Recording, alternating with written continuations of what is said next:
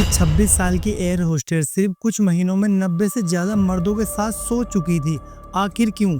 इसके पीछे का सच आपको हिला देगा। वियतनाम की 26 साल की मयोन एक साधारण एयर होस्टेस थी। उसकी दिनचर्या भी साधारण थी। घर से ड्यूटी और ड्यूटी से घर। सैलरी भी मामूली थी, लेकिन कुछ ही महीनों में वो इतनी लग्जरियस लाइफ जीने लगी कि लोग देखकर हैरान रह जाते हैं। साल 2022 मयोन ने एयर होस्टेस की नई नई नौकरी ज्वाइन की थी। एक फ्लाइट में उसकी नज़र एक बिजनेसमैन से मिली जो उसे लगातार गलत निगाहों से देख रहा था।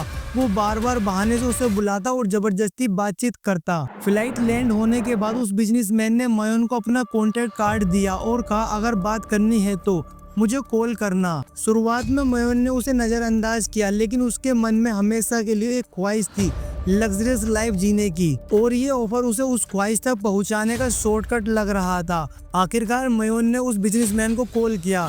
दोनों मिले, साथ में डिनर किया और फिर एक 5 स्टार होटल पहुंचे। अगली सुबह जब मयोन उठी तो वो बिजनेसमैन जा चुका था, लेकिन टेबल पर 1,50,000 रुपए रखे थे।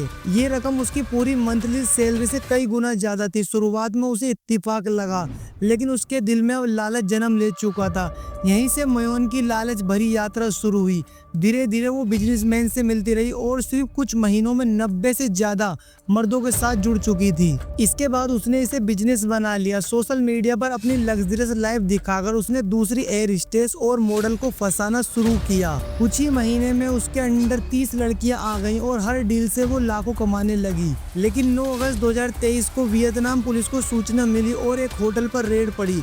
दर्जनों लड़कियां पकड़ी गईं और सबका इशारा सिर्फ एक नाम पर था, मयोन। सबूतों के साथ मयोन टूट गई और मान लिया कि वही इस सेक्स ट्रैफिकिंग रैकेट की मास्टरमाइंड है। कुछ ही महीनों में करोड़ों कमाने वाली मयोन आज जेल की अंधेरी कोठरी में कैद है, और उसकी यही कहानी साबित करती है कि लालच इंसान को उस रास्ते पर ले जाता है जहां से सिर्फ बर्बादी मिलती है।